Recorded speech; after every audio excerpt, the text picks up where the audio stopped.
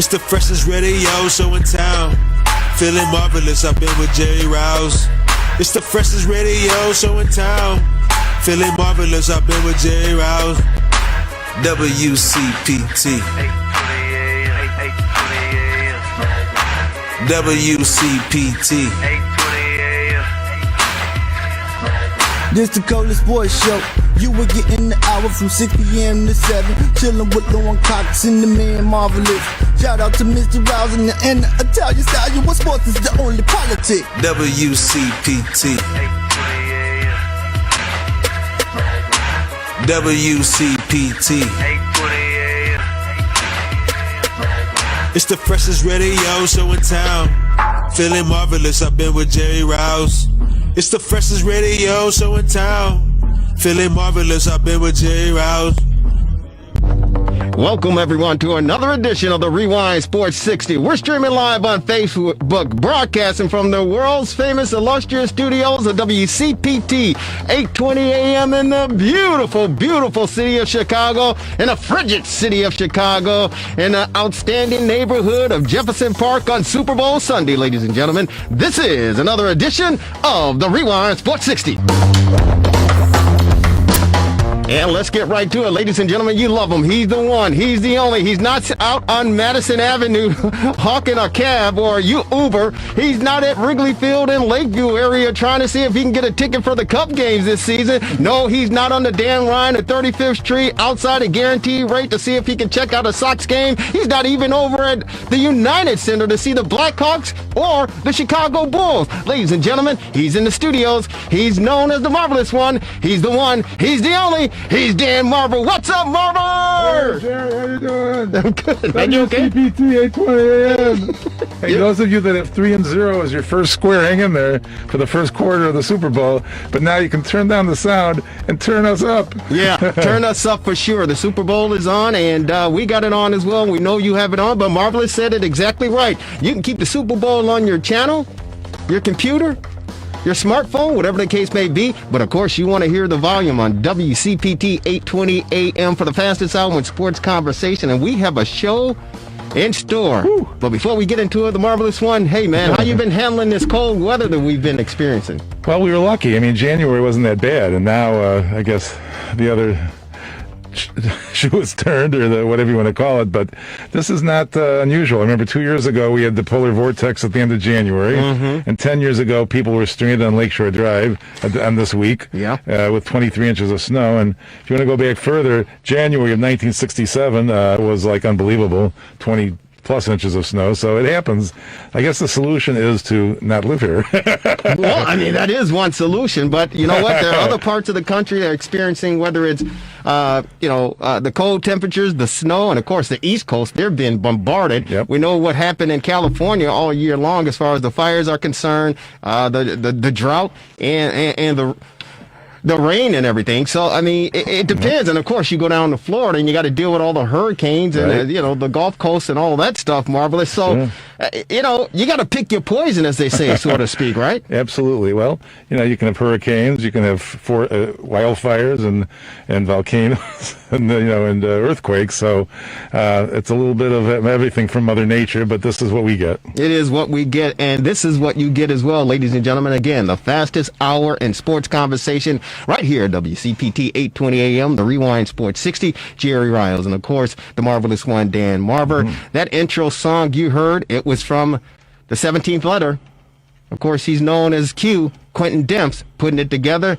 He's obviously on assignment. His assignment is to watch the Super Bowl, and of course, the beautiful, lovely, talented, and outstanding Lauren Cox as well. So it's just the two of us riding shotgun, handling business. And ladies and gentlemen, if you want to tune in or give us a call to talk about our topic of conversation for the next hour, our number here is 773-763-9278, 773-763-WCPT, and it's our immediate number to get in contact with us if you want to respond to anything that we're discussing regarding a subject matter that was brought to my attention, Marvelous, and I saw the report, and I was literally blown away, and my mouth hit the floor.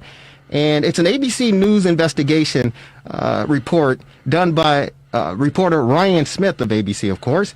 And this past week, he revealed in his investigation and report that 2 former NFL players are suing the league due to experienced concussions. Now, these players suffer from depression, memory loss, and bouts of anger. The players, Kevin Henry, a former defensive lineman for the Pittsburgh Steelers, and Chicago Bear fans know this guy. He's a former running back for the dreaded Green Bay Packers. That, of course, Najee Davenport. But those 2 players say the league uses a formula, get this, called race norming. Now, that assumes that black players, they start at a lower cognitive level than white players. Race norming. The NFL formula used says black players start off at a lower cognitive level than the white players. It makes it more difficult for black players to qualify for compensation. Now, the practice is used, again, it's called race norming. The test results are adjusted for supposed differences between demographic groups. Yeah. So, of course, the black players of retired from the NFL have one set of rules and the tests, and the white players have a different test. Henry, in 2017, underwent a series of tests that determined that he suffered from cognitive decline similar to early stages of mild dementia. Here's a comment from Mr. Henry regarding his concussions. Football doesn't give you an expiration date. It just happens. You just expire. I've had 10 concussions or more, and that's not even common practice. After his time in the league, Kevin Henry says he began suffering from depression, memory loss, and bouts of anger. In 2017, he underwent a series of tests, a doctor determining that Henry was suffering from a cognitive decline consistent with mild dementia. So he submitted a claim to the landmark 2013 NFL Concussion Settlement Program. What was the result of the claim you filed? I was denied. He was denied. That soundbite courtesy of ABC News, of course, the reporter Ryan Smith, and that was, of course, Kevin Henry, former defensive player for the Pittsburgh Steelers, commenting on the case. Now, an NFL administrator claimed there were issues related to validity to the test. The evaluation used inappropriate norms. The concussion settlements, the 2 players accused the NFL of racial double standard. I hadn't heard this before. The NFL says the race norming formula is optional, but they also go on to say that clinicians who test the NFL players say they are required by the league to use the formula.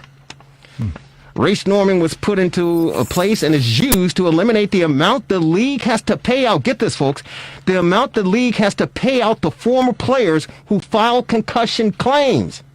So this is implemented. It is put into place so the NFL are selective as far as who they're going to pay money to.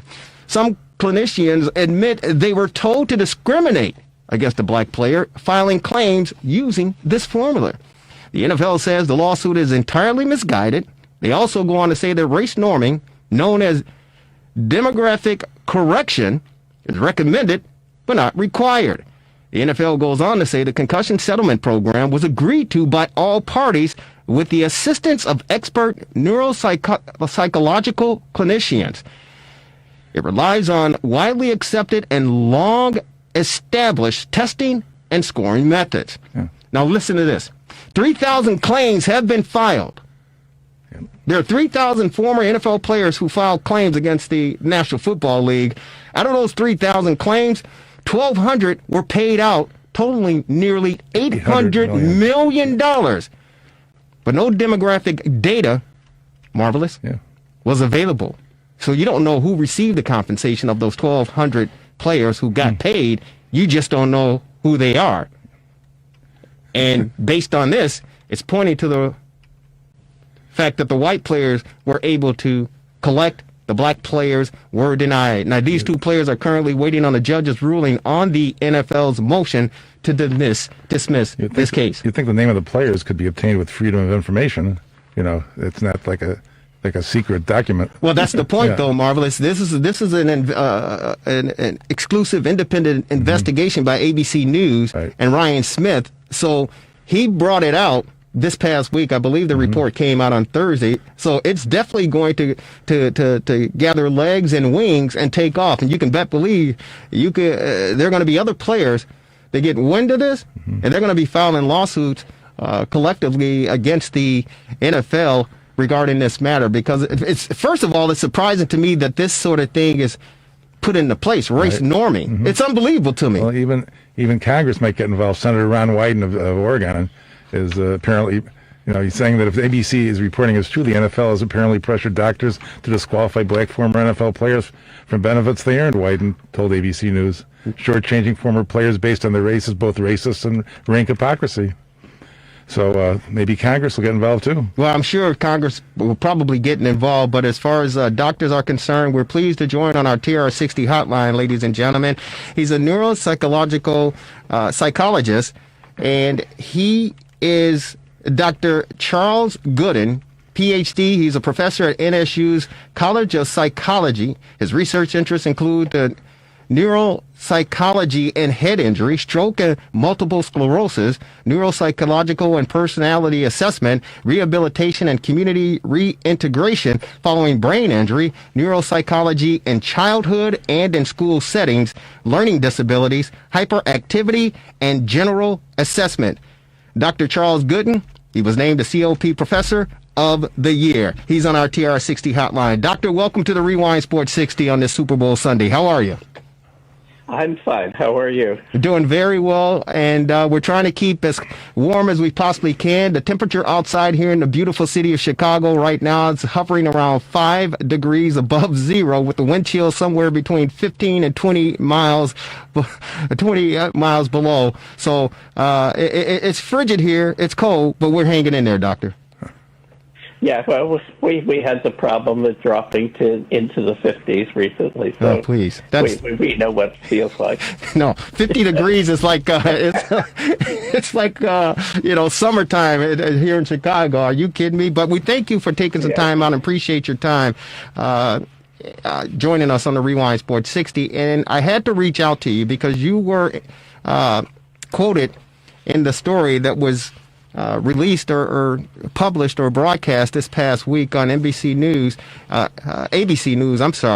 by the reporter Ryan Smith regarding this race norming. And I had to reach out to pick your brain, so to speak, and ask you to explain all this stuff that's going on, because there are a lot of people, I'm sure, listening to the Rewind Sports 60 who are unfamiliar with this race norming, and I'm sure there are probably some current players who are unaware and some former players. So can you kind of get us up to speed as far as everything that's transpired and what this race norming is all about? Yes, it's all been, unfortunately, very complicated, but race norming started actually many years ago for the opposite reason that it's being used in the current state, is when black individuals were being overdiagnosed with schizophrenia or brain damage or significant psychological impairments, because the norms that were being used for white populations were not appropriate for the black populations. So in order to correct that, this was led by black psychologists. They came up with the idea of developing alternate norms for these tests. So as a consequence, when this testing began with the NFL, apparently someone suggested that we should use different standards for each group. The problem is that the testing was never intended to be used the way the NFL was using it. These norms are only advisory. So I can look at the norms of an individual compared to black Americans, compared to white Americans, to young people, to old people, and then I make a clinical judgment based on that individual's history, education, achievements in life, and the like. But in this case, the NFL has given very rigid cutoffs.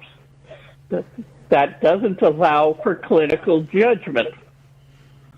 So as a consequence, they are trying to use numbers to replace the judgment of the clinician because they didn't trust clinicians to fairly evaluate these players. So when the agreement was reached, the clinician was given in the document the option of using either the black or the white norms. And it became very obvious that using the black norms for black players and white norms for white players was very biased.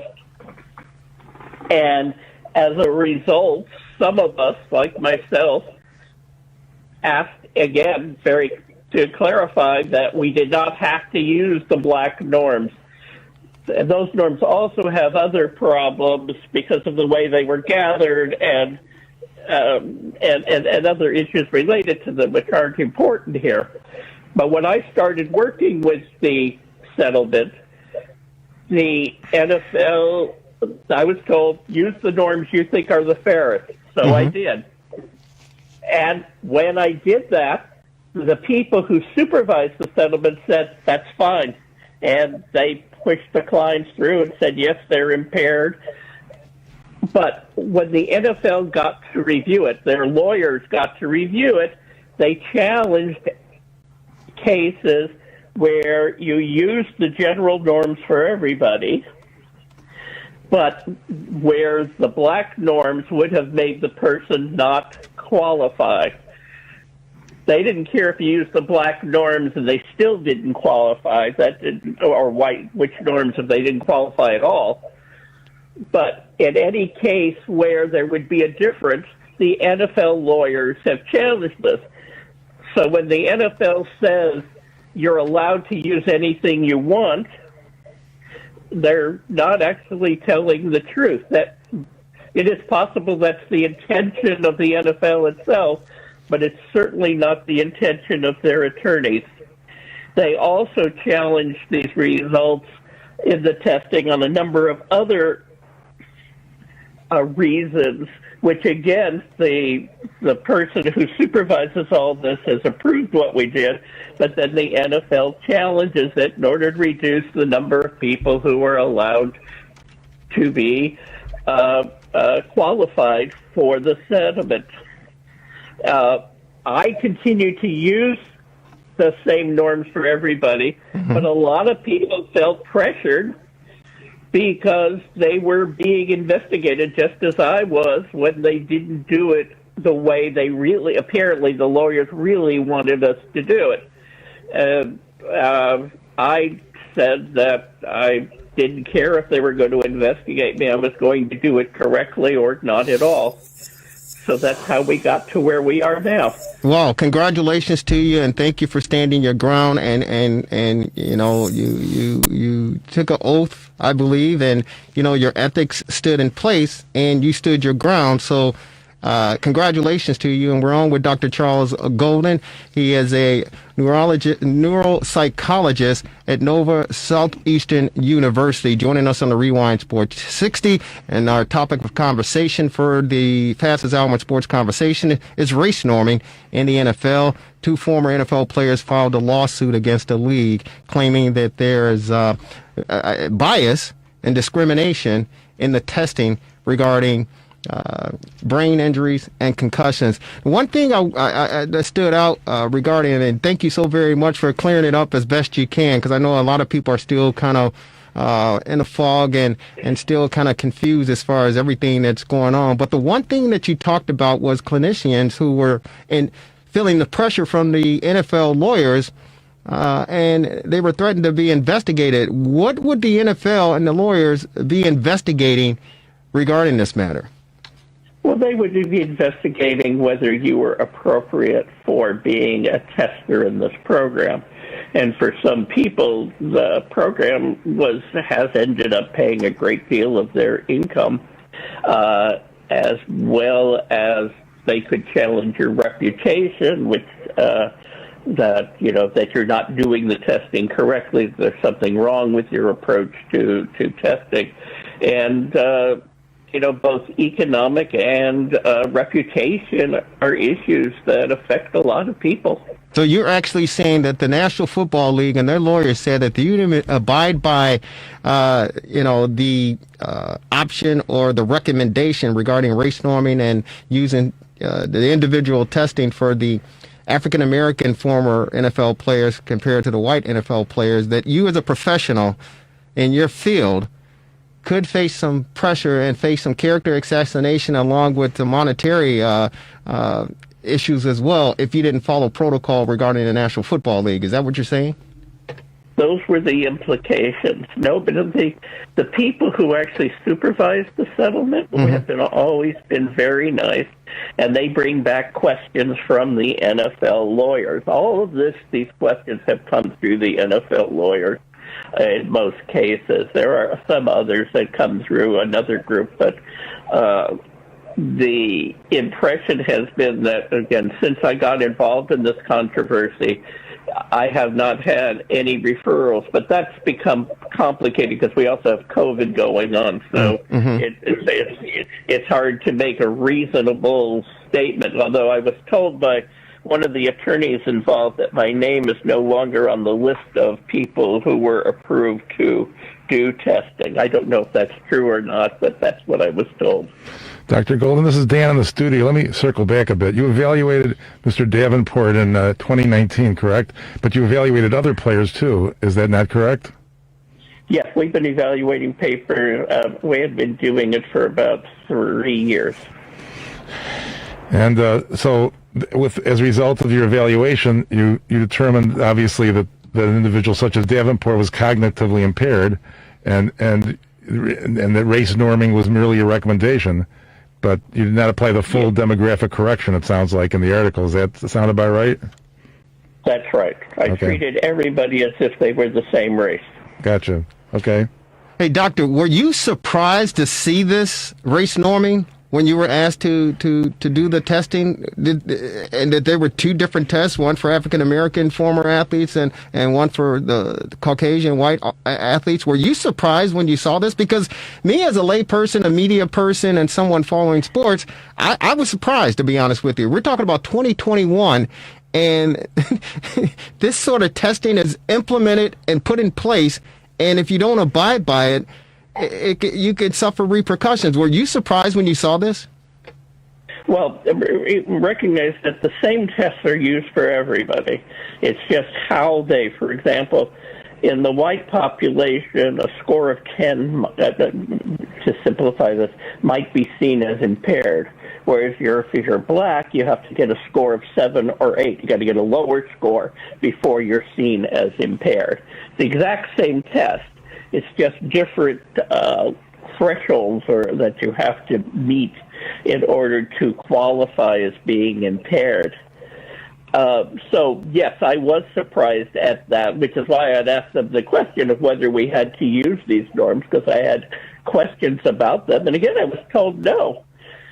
And as I said, the settlement people, both in Mr. Davenport's case, approved what I wrote and sent him through to be compensated.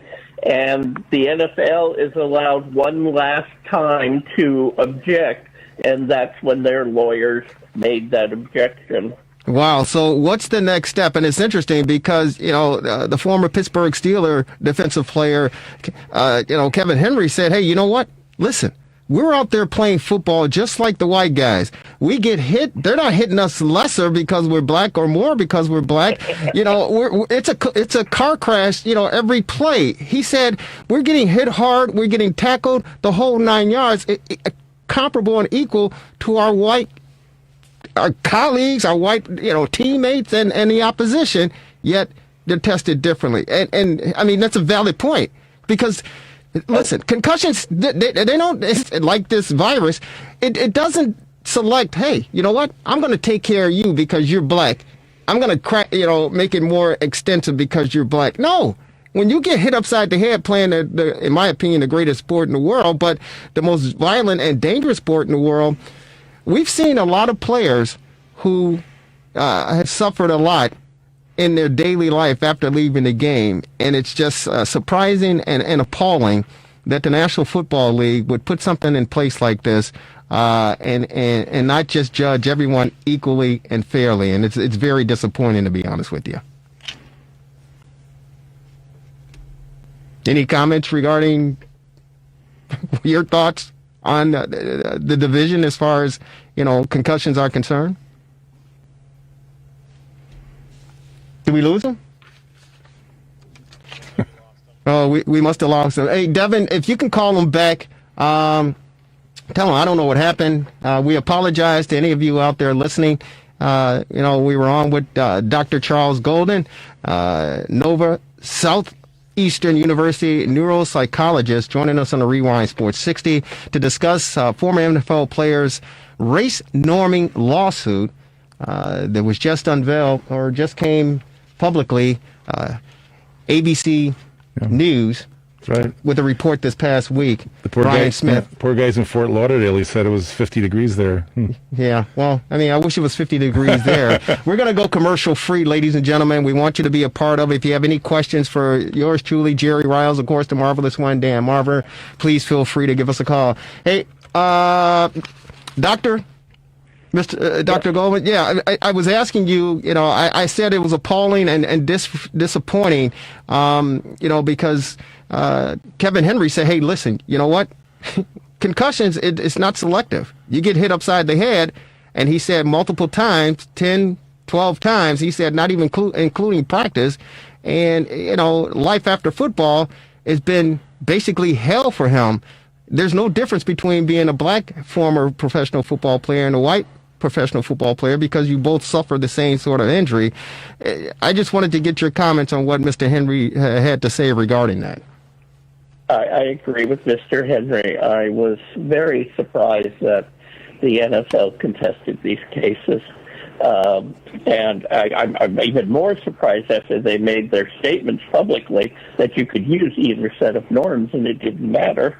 And yet, that's exactly what we're arguing about here, is which set of norms we use. Where do you see this thing going from here moving forward? Well, of course, it's in court. It's going to be up to the judge. The law attorneys seem to think they have a strong case, but I'm not a lawyer, so I can't really comment on that. Sure. But I hope that it will go through the courts and that they will enforce the rules that say that it's up to the clinician to make the choice as to what the appropriate norms are. Yeah, we're going to have an attorney join us in a few minutes who are representing, actually, Mr. Henry and Najee Davenport. He'll be joining us momentarily to give us the update as far as the legalities are concerned. But, Doctor, we want to definitely thank you for taking some time out on the Super Bowl Sunday again for kind of explaining everything to our listening audience and explaining it to us. Any final questions before we let you go and watch the game? No. Thank you. Feel free to call anytime if you want to talk about this further. You got that right. It seems like we're going to be talking about this a lot more moving forward because I'm sure there are going to be a lot more athletes who are made aware of this and who will be jumping on the bandwagon, so to speak, because it's just, again, it's an unfortunate situation. It's appalling and it's disgraceful. We're talking 2021 and you got the NFL lawyers stepping in and say, hey, you know what? You have to use these tests because at the end of the day, it's all about money. And out of the 3,000 cases that were filed, 1,200 of them were paid out somewhere $800 million, yet we don't know who those 1,200 players are. So you can believe I'm sure a lot more players are going to get wind of this, and they're going to want to be a part of it. So, Doctor, thank you so very much. Enjoy the 50-degree temperatures down here in Florida, and send some our way if you can, because we got the next 7 to 10 days. It's going to be below zero for the most part. But God bless you. Hang in there. Stay safe and sound. We'll talk to you down the road. You too. Thank you. Bye-bye. There you go. That was Dr. Charles Golden of Nova Southeastern University, a neuropsychologist, talking about race norming, the lawsuit. Unbelievable, Marvelous.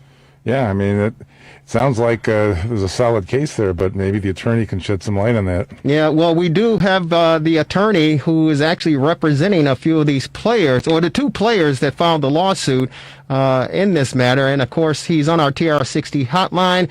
He's with Zuckerman and Spader. He is attorney Eitan Goldman. Eitan Goldman is a trial lawyer who focuses his practice on white-collar criminal defense, securities, and commodities litigation and complex commercial litigation. Eitan has tried more than 50 cases to verdict and, until February 2017, served as the director of the Division of Enforcement of the U.S. Commodity Futures Trading Commission. Earlier in his career, he served as an assistant U.S. attorney in the Southern District of New York. And Mr. Goldman is on our TR60 hotline. He is representing the two players, as we talked about, Kevin Henry for the Pittsburgh Steelers, a former NFL player, and, of course, Najee Davenport, former running back for the Green Bay Packers. Clinicians fear NFL's concussion settlement program protocols discriminate against black players. He's on our TR60 hotline. Attorney, welcome. It's Jerry Riles along with the marvelous one, Dan Marver. How are you on this Super Bowl Sunday? I'm doing good. Thank you for having me. Hey, thank you for taking some time out on this busy Sunday to join us to talk about this subject matter. We just had the Dr. Charles Goodman on, who actually handled the test. And the NFL said, you all know, I mean, that the NFL told them to stick with these race norming tests, the one for black individuals and the one for white individuals. And he asked, do I have to stick with it? And they told him no, but, so he didn't stick with it. But then once it got to the NFL, the lawyer stepped in and said, hey, you didn't follow, our advice as far as this race norming is concerned. You are representing these two athletes. Can you enlighten us as far as where we stand and the thoughts about this race norming, which is really surprising and alarming to a lot of folks because they simply didn't know about it? Yeah, and that's one of the really awful things about this is, the NFL says, well, everybody had a chance to opt out, and these players, agreed to this, and it was in the settlement, and the court approved it, and the Third Circuit approved it, and there were 80 written objections, and nobody objected to the race norming. And the reason for that is that nobody knew about the race norming. It wasn't in the settlement. There's a line in, small print in Exhibit 2 to the settlement that talked about the availability of demographic data. But then the NFL and class counsel did this guide, the BAP guide, in secret, which basically instructed doctors to use the full demographic norms, which means discriminating based on race, which means race norming. And, Dr. Golden, like some other doctors, decided not to do it. And while the NFL now is saying the doctors don't have to do it, they can use their own clinical discretion, that's just not true because the NFL appeals whenever the doctors don't use it and a black former player gets an award. So, they're on the one hand, they're saying, well, it's not us that's forcing them to, but they are challenging. I mean, they went and they appealed Najee's award and got it reversed by the special masters. So it's not really up to the doctor's clinical discretion. It's the NFL trying to save money by making it harder for African-American former players to recover from their damage. And these people, some of them are really profoundly disabled. No, there are a lot of them that are disabled. I know, Reeve Sorey, who played with the great late Walter Payton. He's an offensive lineman. Today, he's in a nursing home, and he's almost basically bedridden, and most of it due to his playing days in the National Football League. And we're talking about the 70s. And yeah. the luxuries that these players have today, they certainly didn't have that back in the 70s. And as you all know, these players were told, hey, you got an injury? You got a concussion? No, how many fingers you see? I see 2. When there's 3, they say, get your butt back out there. And now you're absolutely right. These players are suffering, whether it's from, mild dementia, whether it's from knee replacement or hips or whatever the case may be. They're suffering because of the game that they love, and it's appalling, it's disgraceful, and it's just sad and disappointing that the National Football League in 2021 would even have something like this in place black and white. That's almost like the Jim Crow, where, the water fountain. The black water fountain is over here, the white water fountain is over here. It's unbelievable that this is even implemented, and for doctors such as Dr. Charles Gooden to say, I'm going to stick to the, my game plan, my teaching and my education, and then to be, reprimanded. And he said some of these doctors are being investigated, if they don't go along with the protocol. It's unbelievable. It's truly unbelievable. Now, how did you and your law firm get in contact or get a hold of these two players, Kevin Henry and, of course, Najee Davenport, regarding this race norming lawsuit? Well, we represented some former players in the original lawsuits. A partner of mine represented Mike Webster, who's the Pittsburgh Steeler great, and just got to know some of the other lawyers. And then we heard about this, I don't know, about a year ago, and we really couldn't believe it was true. But we did some research, and it turns out that it is true. It's completely egregious. I mean, you talked about this being like Jim Crow. I mean, this is what Jim Crow looks like in 2021. It's not it's not big signs hanging on water fountains saying blacks can't drink here. It's this discrimination that's embedded in software. So you have two former players, one white, one black, same age, same gender, go in, take a test on a neuropsychologist office. They get the same exact raw score. Bell tells the white one, you've got dementia, here's some money. And they tell the black guy, you're just black. I mean, it is that simple and that egregious. It's unbelievable. It's unbelievable. Yeah, it really is. It makes your jaw drop when you hear about it. When I saw the report earlier this week, I couldn't believe it. I seriously couldn't believe it. And of course, the next day I had to give you a call to see your availability to come on to talk about this, because I was the investigation by ABC News, and congratulations to Ryan Smith on the work that he's done and put into this to reveal this. But I was just beside myself when I saw this, and I said, we certainly have to discuss this. So I appreciate yourself, Attorney Aidan Goldman, coming on to discuss this with our listening audience. Hey, Mr. Goldman, this is Dan in the studio. I'm looking at the complaint. Is this the one in the United States District Court for the Eastern District of Pennsylvania, Davenport and Henry versus the NFL? Is that the one that you're involved with? Or is there, yeah. I mean, the concussion settlement was reached in the Eastern District of Pennsylvania, right? Like, there were many, many different lawsuits for guys who had suffered concussions against the NFL, but then they all got consolidated as one class action before a judge in Philly, the Eastern District of Pennsylvania. So we brought a couple different matters last August.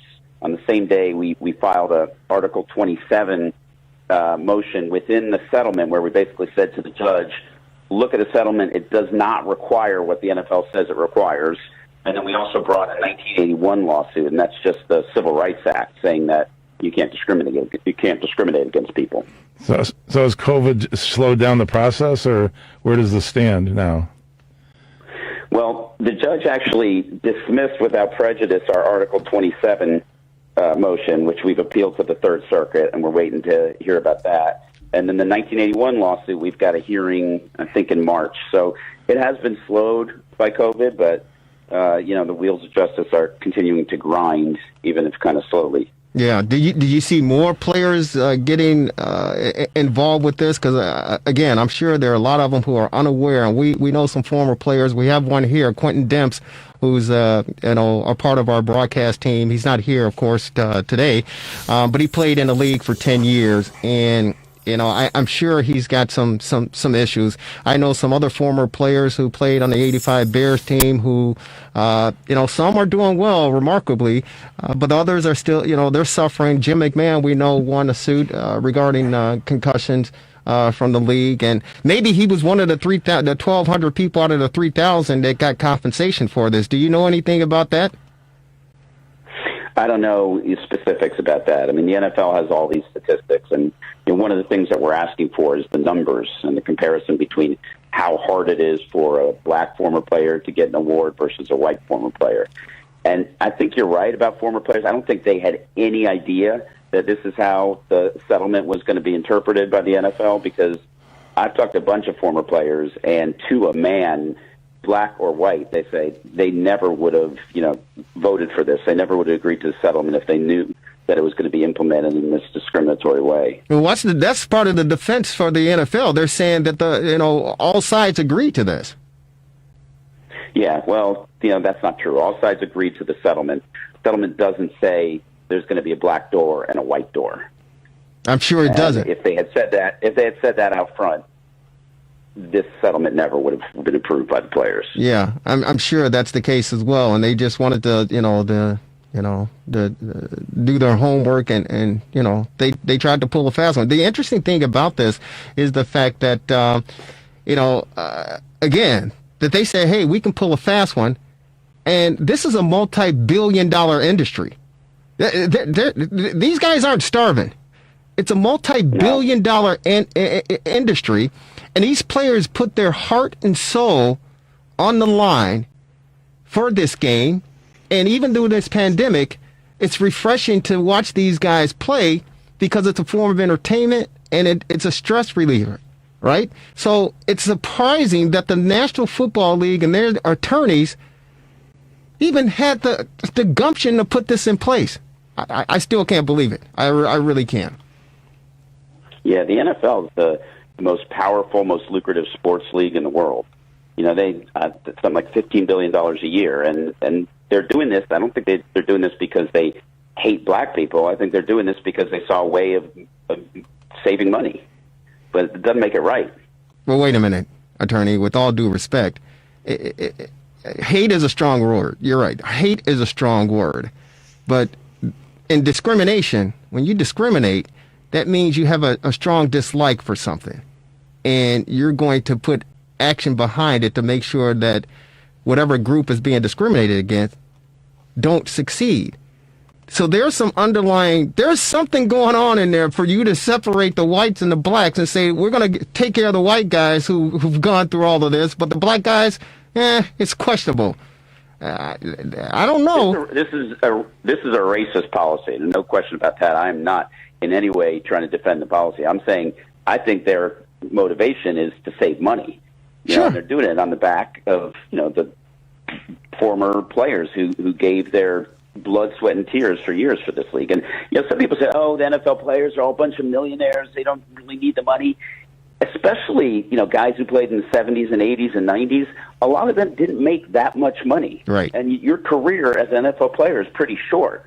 So these guys, it's not like they're rolling it. I mean, they need the money, and some of them are just so disabled they can't even, work a job. They can't even provide for their families. So these are not huge awards that they're asking for. This is stuff that they really need in order to be able to lead, lives with dignity. That's exactly right. And again, I talked about former Chicago Bear lineman Reeve Sori, who more or less is bedridden, and he's been that way for multiple years, and most of it is due to playing in the National Football League. So I certainly hear what you're saying, and I agree with you, Doc.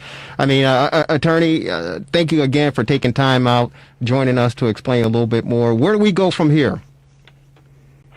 Well, the NFL is wrapping themselves in the mantle of Black Lives Matter and anti-racism, so we're hopeful that eventually they will, see the light and do the right thing, and if not, we're just going to have to, keep litigating until we win the case. We've got a status conference in March before the judge on our Civil Rights Act, so hopefully that'll go well.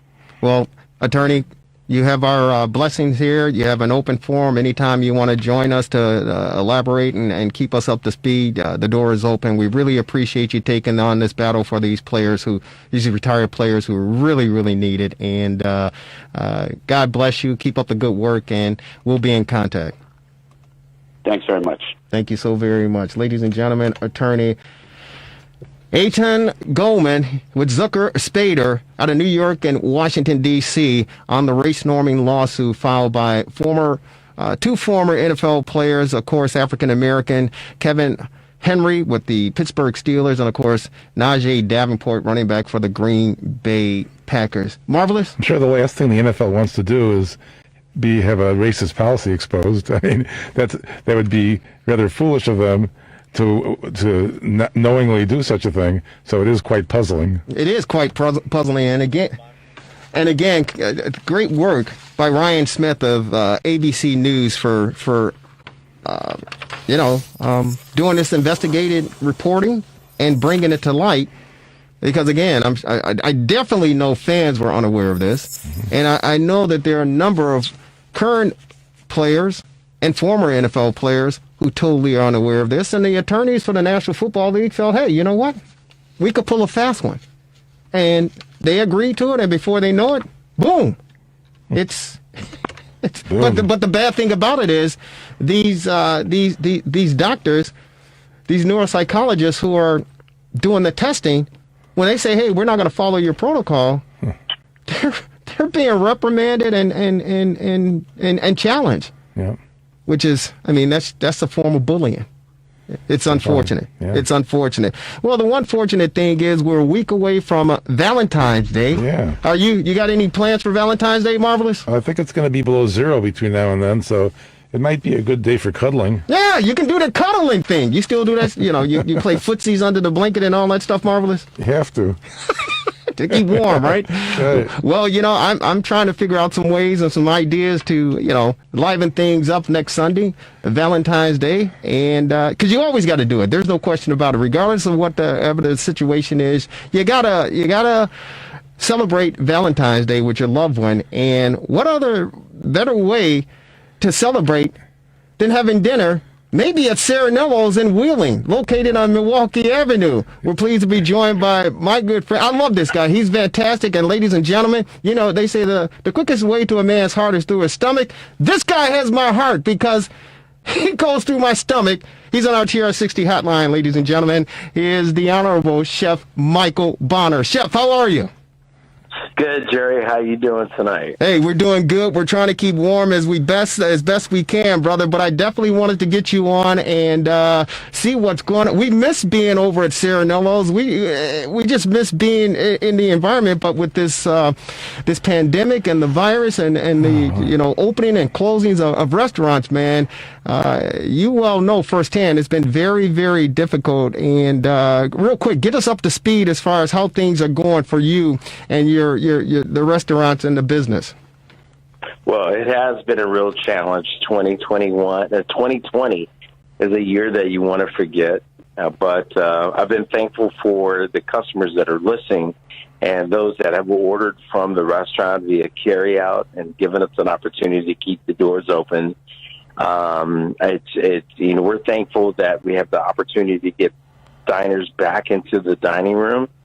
And I just wanted to let you know that this weekend we're going to be doing brunch, Valentine's Day brunch, and we have wonderful menus put together that are for curbside Valentine's Day menu to go, as well as in-room dining. So it's been a real challenge, but we've been trying everything we can to stay relevant and keep people knowing that we're here and reaching out for support. Yeah, well, you know what? I know it's been hell. It's been hell. I know it, and my prayers and my money even has gone over to you to offer as much support as we possibly could because it's just been very, very challenging and very demanding. But the good thing about it is the fact that you keep rolling. This is what Chicago is all about. This is what, the Windy City and the neighboring towns are all about, Chef. You roll up your sleeves and, you put your hard hat on, you get your lunch pail, and you go to work. And you and your team have certainly done that. And, better days are on the horizon, and the light is at the end of the tunnel, I truly believe. But share with us a little bit more about the brunch and what people can expect, being a part of that. And, of course, the great Valentine's Day dinner next Sunday. Well, thank you for saying that. We are trying our best to stay relevant, and we're putting our head down every day to make it work. But specifically with the brunch, we're doing a Valentine's Day brunch with roses and an opportunity for everyone to get back into the relaxing mode and enjoying themselves in the restaurant, enjoying themselves for a Valentine's Day lazy Sunday. And we also are offering an opportunity for people to, have the curbside menu that has lobster, filet, and, different other things that we have going. And we just want people to realize that the restaurant community is there for them to be able to enjoy themselves. And hopefully we love to get them back into the restaurant as they are comfortable, or, their comfort level allows them to be.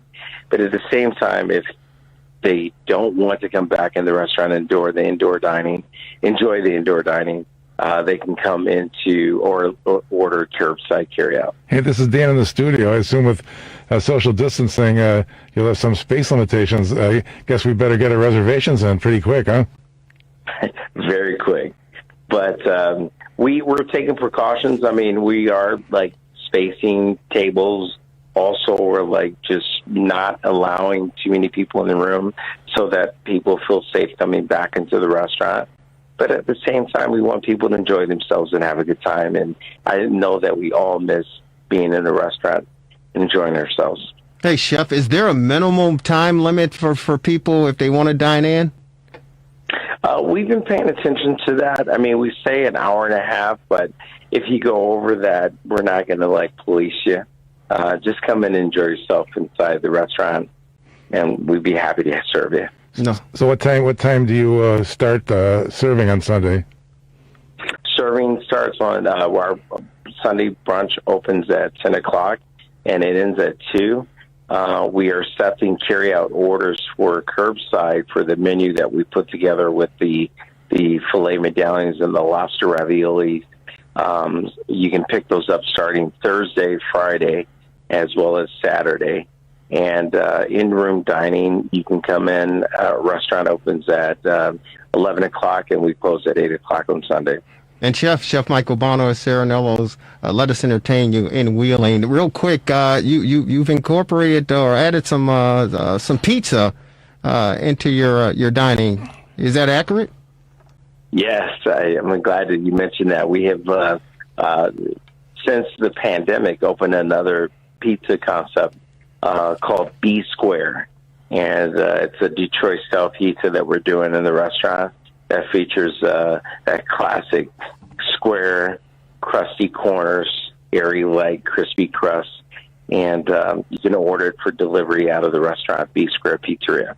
No, it sounds good, brother, and I definitely want to get my hands on one of those things as well, for sure. Right, Marvelous? Yeah, better call in quick to get my reservation. So that's a great segue. If people want to make their reservations to dine in for Valentine's Day or any other day, Chef, what do they need to do? How do they find you? Well, two things. One, for B Square, just go online. We're available on Open Table as well as Talk. If you are interested in ordering or making a reservation for the restaurant, visit our website at serenellos.com or Open Table, or just call the restaurant directly, and we'd be happy to take or make your reservation there. And happy Valentine's Day. I'm looking forward to a great week. Even though it's cold, I heard the cuddle week with the temperatures out there. I'm in line with that, along with a piece of good crusty Italian bread and some red sauce Italian. Yeah, Marvelous is going to be cuddling up underneath the sheets with his beautiful wife, and he's going to be munching on some Detroit-style pizza. No, I'm going to Serenello's now. The heck with that. There you go. And what's that number again, Chef, for people to call in and make their reservations? Yeah, that's 678. I'm sorry. No, it's 847-773-3861. That's Serenello's Restaurant. Sounds good. And real quick, before we say goodbye, have you been able to bring most of your staff back? I know, it was been trying times and challenging for them as well. Have you been able to bring most of their folks back? We have. We are about 40% of our capacity right now. And we've got about 40% of our staff back on staff. And it's like putting the band back together again, and we're happy about that. So, yes. Well, we're moving in the right direction. Well, God bless you, brother, and keep it up and keep going. And if it was easy, as you all know, everybody would be doing it, man. But stay safe. We love you, love your team, and we love the food over there. And we certainly be in contact, Chef. All right, Jerry. Have a good night. You too. Take care. Stay safe, and get some pizzas out there, brother. All right, my man. Take care. That's Chef Michael Bono on our TR60 hotline. Serenello's. Yeah. That's the place to be, man.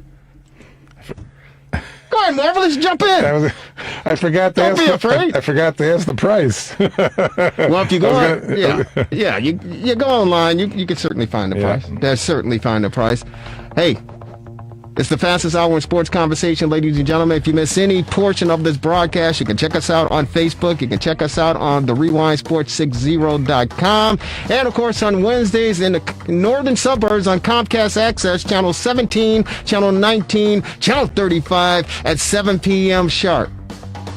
Any closing thoughts, Marvelous? No, you can turn the volume back up. The GOAT is performing his magic again today with 2 minutes to go in the half. Yeah, well, the Kansas City Chiefs get the ball in the second half, and you know what happened last year. That's right. Mahomes, talk about magic, man. He brought the magic out in the second half, and, of course, wins the Super Bowl as well as the MVP title. Ladies and gentlemen, enjoy the Super Bowl. Enjoy your rest of your evening. Enjoy the week. Stay warm. We love you. Hang in there. Thanks to our esteemed executive producer. He gets an E. Executive producer, Devin Tingle. Ladies and gentlemen, it's another edition of the Rewind Sports 60. Take care. Have a good one. We'll talk to you next week. Goodbye, everybody.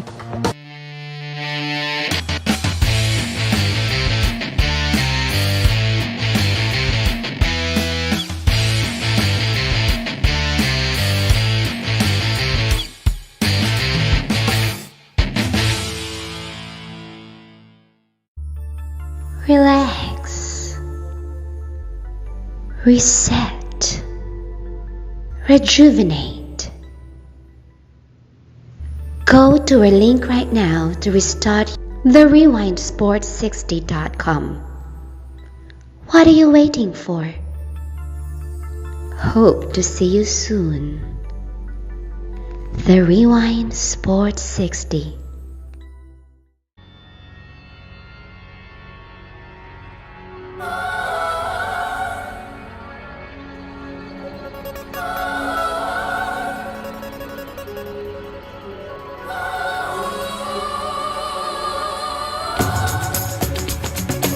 Welcome, everyone, to another edition of the Sports Medicine Update, a weekly podcast with yours truly, Jerry Riles, and the Honorable Dr. Chad Padromas. Dr. Chad Padromas is the orthopedic surgeon at Illinois Sports Medicine and Orthopedic Centers here in Chicago and Glenview and in Naples, and he's the orthopedic surgeon at Padromas Stem Cell Institute. He's also the editor-in-chief of the Anterior Cruciate Ligament Reconstruction and Basic Science. Doctor, how are you? I'm doing great, Jerry. How you doing? I'm doing fantastic, and trying to get through this snow and cold that we've been experiencing over the past week or so. And they're saying this upcoming week we're going to be in the teens and single digits as far as the cold temperatures are concerned. So just hanging in there. And it's Chicago weather. We're used to it. We just have to get through it. Other than that, everything's fine, Doc. Super. Sounds good. Hey, there's a lot going on regarding the vaccine. Of course, the new administration is trying to haul out as many doses as they possibly can to get it to the patients and people in need. Definitely those on the front lines, the nurses and the healthcare workers who are battling this thing to try to take care of everyone. And, of course, those people 65 years of age and older. And we've heard so many different cases regarding the vaccination, and obviously the benefits are to protect one and to protect your loved ones, but there have been some folks who have said they've experienced some side effects, and we've talked about it off the air for sure.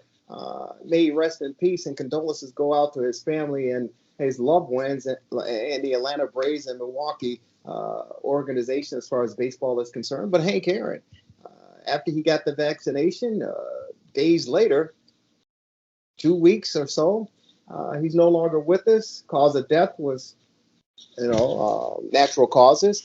But some people believe that the vaccination has some downside to it. And I know that there have been people who said they've experienced some arm pain, some headaches, some extreme cases. It could be, fatal. But for the most part, there are a lot of people who are praising the fact that they've gotten it, they feel better, and they're okay to move forward in your life. What's your experience as far as people that you know who have gotten the vaccination? So I'm part of a thing called the C19 study group. Because I've published papers in this space, I was honored to be invited to join this group. It's a couple hundred of the smartest people there are, virologists, epidemiologists, infectious disease doctors, and others. So on a daily basis, I'm going through 30 or 40 messages in this regard. And so clearly, the vaccine is a wonderful thing. It's going to be the way out of the pandemic. And we need to get it rolled out as quickly as we can. But, as with all good things, it is not without its side effects, complications. And so, it's interesting, unfortunate. The basic thought is that the people who should get it are high-risk people who are at high risk of having problems, older people with comorbidities. Although overseas they found that people who were terminally ill, they had a significant number of deaths, so they recommended not giving it to them. So it can take a toll on people as well. But the other thing is that, the Pfizer vaccine was the first one out there, and people would get the first shot, be a little sore, no big deal. But the second shot is usually accompanied by far more severe side effects. Not to say you shouldn't do them, and in the vast majority of people, they pass. So by all means, do it. Although it's good for people to be prepared that they might be pretty miserable for, a day or two. But beyond that, there are some people that get more severe, more intense, and more long-lasting problems from the vaccine. And again, doesn't mean don't do it. By all means, do it. But recognizing these things, it would be nice to figure out a way to treat people who have them. So there's one intensivist who's part of the study group who has found people that get a chronic inflammatory problem. She calls it SIRS, inflammatory response syndrome, and recommends people taking Tylenol, a non-steroidal anti-inflammatory drug like Aleve and acetaminophen, and a non-sedating antihistamine like Claritin before, during, and after, and said that greatly mitigates it. So that can be useful. But in addition to that, there are people who get pretty severe and persisting musculoskeletal problems that have been noted. Now, it's fairly new. What is the incidence? We don't know. I have a friend who's an emergency doctor at a big hospital downtown who said she's seen a number of people with elbow problems on the same arm as the shoulder afterwards. And one such person is actually a personal friend, a middle-aged woman who called and said that several weeks after getting the first of the injections, which is not usually the one that's very severe, she got severe and unremitting pain in the elbow of the same arm. So it was in the elbow and radiated partway down the forearm. And I know her well. She's stoic. She's tough. Not the kind of person to complain. And she said she was losing sleep and was at her wit's end, and it was driving her crazy. She'd taken medications, hadn't helped. So I've talked here and there on these podcasts before about what is often called low-level laser therapy, also called photobiomodulation, cold laser. And so what this is light therapy, where laser light that is powered below the level at which lasers produce heat. So people know there are cutting lasers, and you can get face peels, and you can do all kinds of stuff with lasers. So if you power the lasers much lower, maybe 100 milliwatts as opposed to 3 or 4 or 5 watts, laser light is picked up by the mitochondria in your cells and by a molecule called cytochrome C oxidase. And it catalyzes that molecule. It's an enzyme. It produces more energy, increases blood flow. And there's a lot more that it does, and a lot of it that we're not even sure, we're still figuring out. But the bottom line is it can have remarkable healing properties. So we have a machine like this. We write papers about it. It is our go-to treatment for people with back pain, neck pain. My wife, Marilyn, is a dentist, uses it for TMJ pain, which is her specialty. And it involves putting little pads on the skin, and there are laser diodes that attach to it. And you sit there for 20 minutes while the light bathes the area. There's no heat, no pain, no side effects. You can't feel it. It isn't covered by insurance, but it's pretty cheap, $50-$60 a treatment. And it works immediately, so you can tell right away. So we use it on people with back pain, neck pain. I have an NFL player who came to me He actually came to me for PRP for his Achilles tendon, which I did. But prior to doing that, we did the laser treatment, which helped him a lot. And you did it before and you did it afterwards. So it's a real thing. So when she came to me and said she had that, I said, I don't know if the laser would be helpful for that, but it immediately popped to mind because, this isn't the kind of thing I do PRP for or really had anything to offer. So I said, why don't we try? Nothing to lose, really. So we did a treatment. Our physical therapist does it in our office. I did it at no charge because I really didn't know if it was going to be helpful. And she, after the one treatment, which was half hour, immediately afterwards, she was about 20% better. By the next day, she was 40, 50% better. This is on a Friday, this was last week. So she had one on Friday and Saturday and Monday and Tuesday. And she got a little better each time. After the Tuesday one, she said she was 90% better. She was ecstatic because she had been suffering so much and her suffering was so greatly alleviated. She left out of town Tuesday. Actually, I just talked to her. So this is 3 days later. And she said she's still the same. She's still, a little twinge, but not even close to what it was before. She's very happy. Now, the question is, I don't think it's a placebo effect because, she had this for 3 weeks nonstop. And immediately upon doing the treatment, she got better. So I'm sure it's a real effect. The question is, how many people could it help? So what I'm intending to do is recruit people for a study. And so I would do people for what we call a phase 1 study, maybe 10 people, I'm not sure, that I would treat at no charge and see how often it helps people. Because this treatment, it's safe and it's cheap. It's not as available as I'd like because there aren't many people that have that many of these machines, but they're out there. And we've got a very high quality one from Germany. There are other ones that are less powerful that might do the same thing that could be tried. A lot of chiropractors use them, for example. We have what's called a class 3B, which means it's powered from 5 to 500 milliwatts. There aren't that many of those out there. There are a lot of class 3A, which is 0 to 5 milliwatts. But they might work too, So I think it would be hugely beneficial to the public health if we were to identify if this were widely applicable for this problem, because obviously we're getting, millions of people getting hundreds of millions of people ultimately getting vaccinated, and getting repeat vaccinated, and we might be getting vaccines yearly more often than just once. And so these side effects are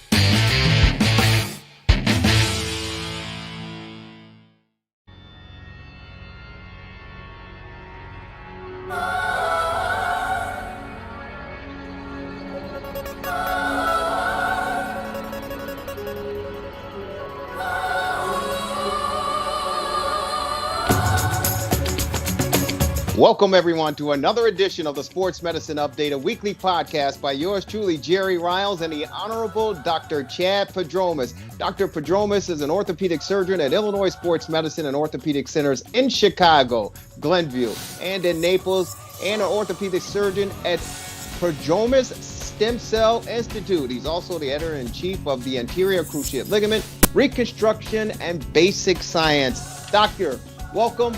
How are you doing? I'm doing great, Jerry. Thanks. How about you? I'm doing okay. I just wanted to make sure I get that out for you and, make you sound even more important you're very important. There's no question about it, but I wanted to give credibility to your status, your title, and your persona. Thank you, Doctor. Important than anybody else, but I appreciate the thought. You're very important. Are you kidding me? Without you, we don't have the podcast. That's true for sure. Hey, Doc, there's so much going on in the world of sports. And again, I am very, very appreciative that, we have crowned a national champion as far as college football is concerned. That, of course, congratulations go out to Nick Saban and the Alabama Crimson Tide for winning another national championship title. Of course, the Los Angeles Lakers win the NBA title last year. The Los Angeles Dodgers, they win the baseball crown. And of course, we're moving forward to the National Football League with the Super Bowl. Congratulations to Patrick Mahomes and the Kansas City Chiefs who are advancing again, opportunity for a repeat. And of course, the greatest of all time, still playing at the ripe old age of 42. And of course, Tom Brady and the Tampa Bay Buccaneers ready to square off in Super Bowl 55 down in Florida. You love Florida, that's for sure. But they're expecting a crowd of 22,000 fans to be on hand to witness this extravaganza. Your thoughts on the Super Bowl matchups and, of course, COVID-19 and the precautions that need to be taken to get this thing kicked off? My thoughts are that it's a great idea. My thoughts are with the fans, what took them so long. We all want to be safe. But you've got an outdoor stadium where you require masks. You can have social distancing. And so, risk should be pretty minimal. Florida has been arguably the best run state in the country on a number of fronts in terms of doing what's rational instead of politicians being overprotective for whatever reason. I think meaning well, but usually just being not as informed as they could be. So I think it's great. I think it's great. The Super Bowl, I think it's a great example of normalcy because, as I say, there's, abnormalcy imposed, I think, beyond what it needs to be. And having this out there where things are closer to normal, still with precautions, is a great example for the rest of the country.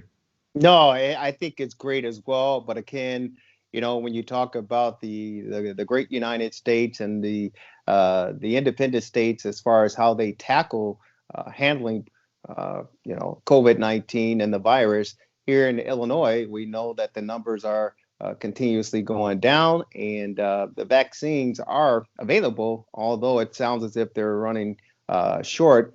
But as you talked about, the state of Florida just continued to move forward and plow through this. And of course, they're going to be hosting the Super Bowl down there.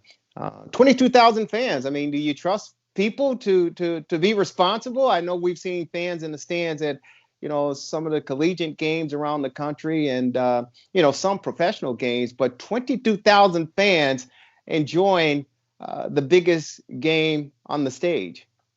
Yeah, I do trust people, and I wish politicians trusted people more than they do. There are going to be a few people who aren't going to wear a mask, right? It happens. But, you look around and people, not only I think are most people responsible, I think most people have gotten so terrified by the media portrayal that I don't think it's a problem. As I said before, it's an open air stadium. You can socially distance. You wear masks.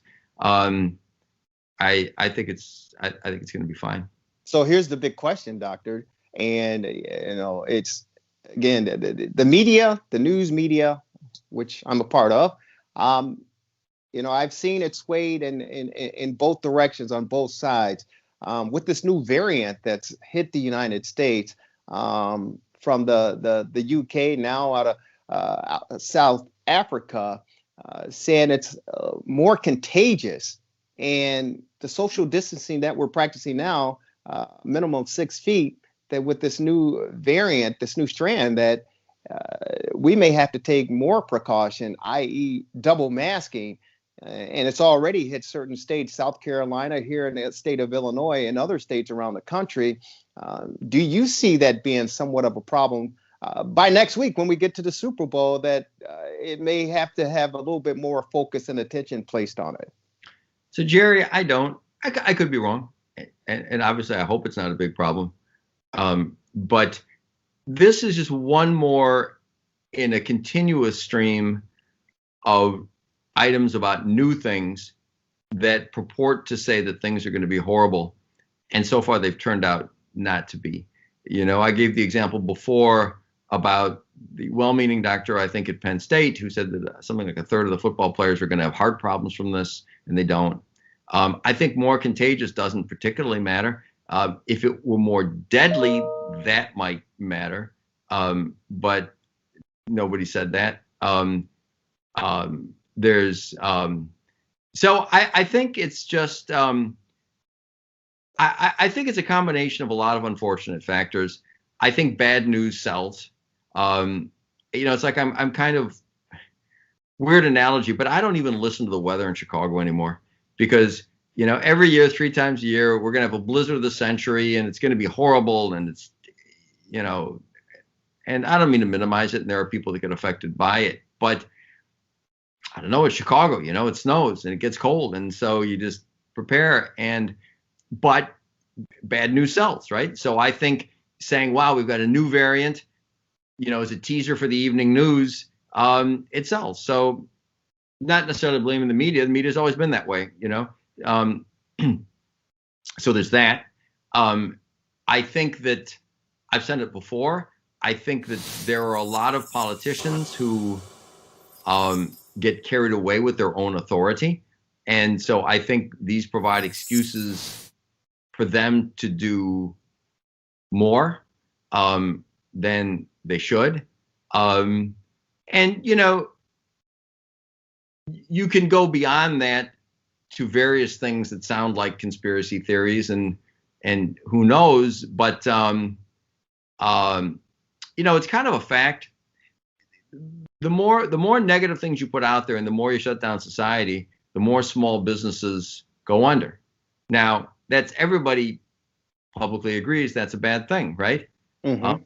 On the other hand, there are some corporations and some people that are doing very, very well from this, right? And so there are conspiracy theorists out there who kind of think that it's a semi-permanent situation to make us like China and in Asia, where they wear masks forever, you know, and that you're constant. There's always a new variant. There's always a new this. There's always a new that. So the history of this thing has been so egregious and so horrific, as I mentioned last time, with overstating the death, starting with Neil Ferguson at Imperial College and his terrible track record on models, and then applying a bad model to this. So I haven't seen anything that leads me to think that things are going to be significantly worse as a result of this variant. I mean, and going back and not to be too long-winded here, but there are real consequences to alarmism. You know, I brought up about poor Governor Cuomo of New York. You know, I'm sure he's a nice man, and I'm sure he loves his constituents, but his action to force people out of hospitals into nursing homes, everybody agrees, I think, resulted in many, many unnecessary deaths. Now, I'm not saying I think his action did that. I don't necessarily blame him. I certainly don't blame his motives. But think about this. Why did he do that? He did that because people were estimating that the hospitals were going to be so overwhelmed, we'd have no respirators and no ICU beds, that you had to clear the hospitals in advance of it. Well, it turned out to be not even close to being true, right? They brought that Jacob Javits ship in and all this, and they had more than enough. You know, President Trump, love him or hate him, made it a point to get enough ventilators, and nobody's been short of ventilators, you know? So there are Democrats and Republicans working together. But my point is just this. You can just say, well, better to be overly cautious, but alarmism has definite consequences. So alarmism in that case, false alarmism, resulted clearly in thousands of deaths. Not questioning anybody's motives, but it did.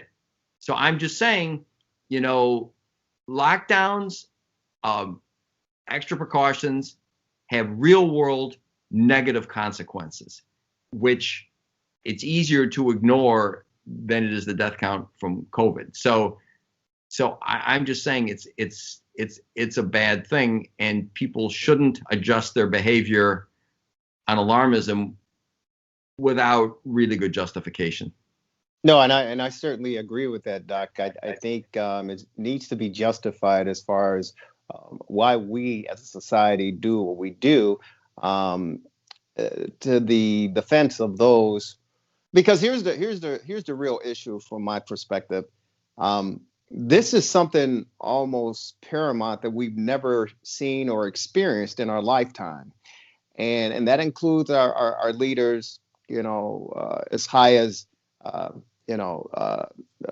Washington D.C. is concerned, to local leaders, to the storefront and the entrepreneur business owners. This is something that we've never seen before and something we haven't experienced before. So for me, it's kind of learn by trial and error and learn on the job, so to speak, because there was points in time a year ago at this time where it was looked upon as, it's just a little virus like the flu. It'll be gone within a matter of, weeks to months. By the time the temperature raises, it'll be gone. To leaders saying you don't need to wear a mask, to now in January of 2021, they're talking about double masks. So I think it was hit and miss for everyone involved, including the average layperson, the average citizen, because we just simply didn't know. Some people overreacted to the information that was being presented. Others turned a deaf ear to it. So I think we're all in this together. And for me, the best case scenario is to maybe play it to the safe side, because we simply don't know. And I kind of compare it to the AIDS epidemic back in the late 80s and early 90s, when it first ran rampant in this country and around the world. We didn't know, and there were some false prejudgments and accusations and all sorts of things, conspiracy theories that evolved from that. But we learned over time to let science do its job and let the experts do their job. And we got a control and got hold of it, and it's under control, and we found a solution for it. So I kind of apply it to the same of what we're going through today. And I'd rather be safe than sorry, as they say. And you cannot question the more than 400,000 people.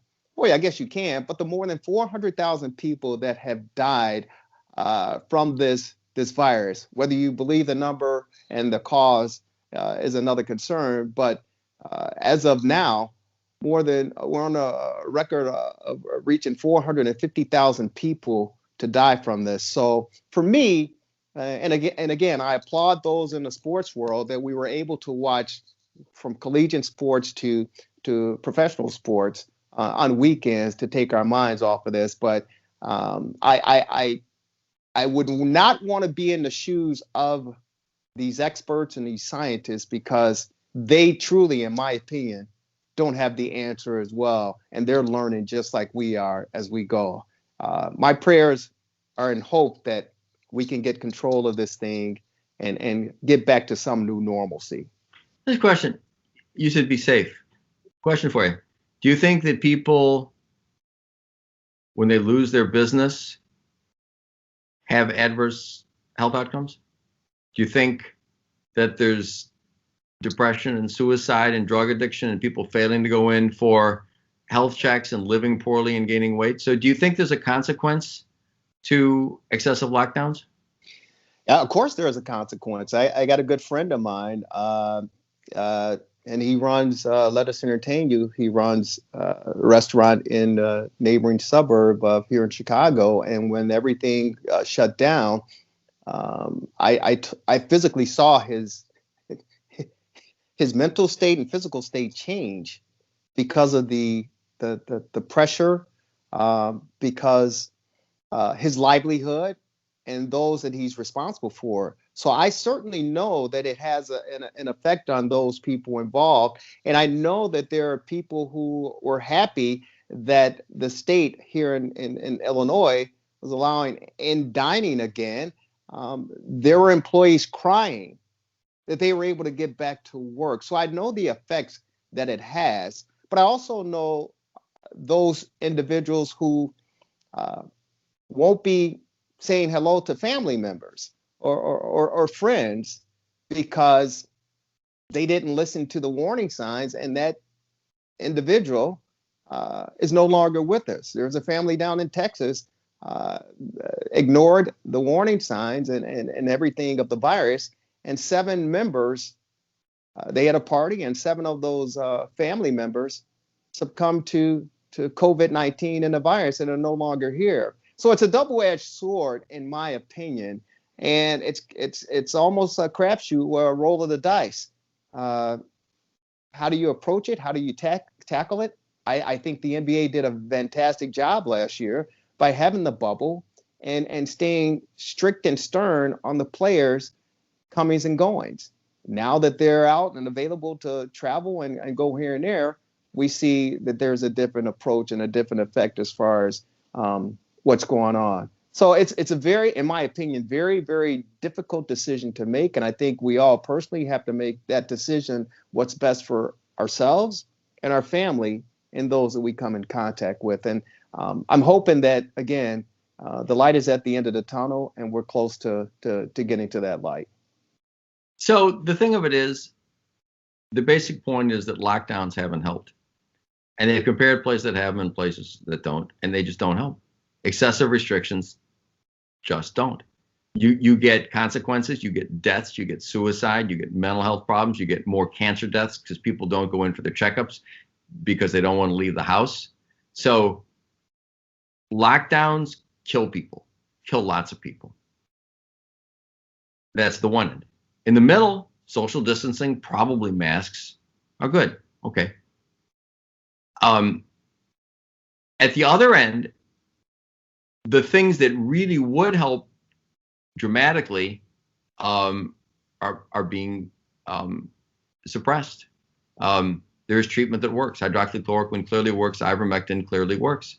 I had a patient call me today, and I'm heavily involved in this, as you know, and he didn't know anything about it. He said, hey, ivermectin's used all over the world.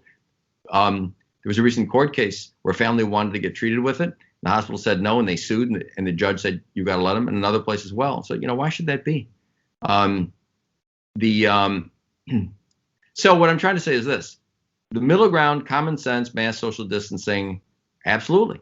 And some restrictions, absolutely. But on the one hand, the overreaction